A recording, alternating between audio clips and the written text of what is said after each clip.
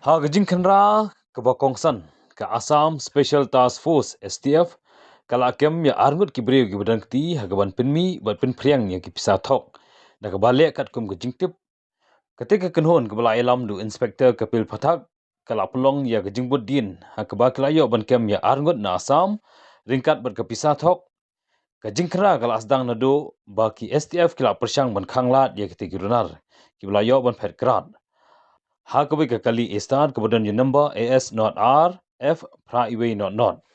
Hendai hadian ke jingbe ki bor penyai ke layok ban kem ya kete ke kali bat ya kete ki arngut ha kaina dhara Assam.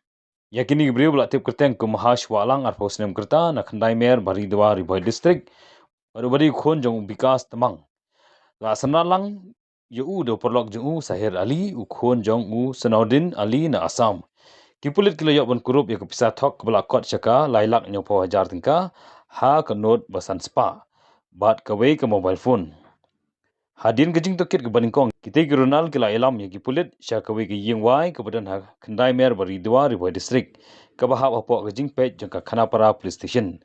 Ha kete Jakasa kipulit kila alap ikitiar ban syon ya kepisah thok ringkat bagi kepisah thok bala syon bat kepisah tingka. Kebala pelong yang kepisah bala yo ban kurup baro kepoi syakan riolak prapunyo hajar san sepat tingkah. Ya kiti arngut lara daki pulit ke STF ke Jela Assam hakaba ke jing tokit kadang ya cekmat ban lap ya kepisah tok kipar lok ke bedangti ha kani ke jing khai pisah bian. अभियान में हमको टोटल 2 आदमी अरेस्ट किया है और 6,87,500 मिला है, एक ड्रिंकिंग मशीन मिला है और पेपर्स मिला है और 1 फोरेनर सीज किया है।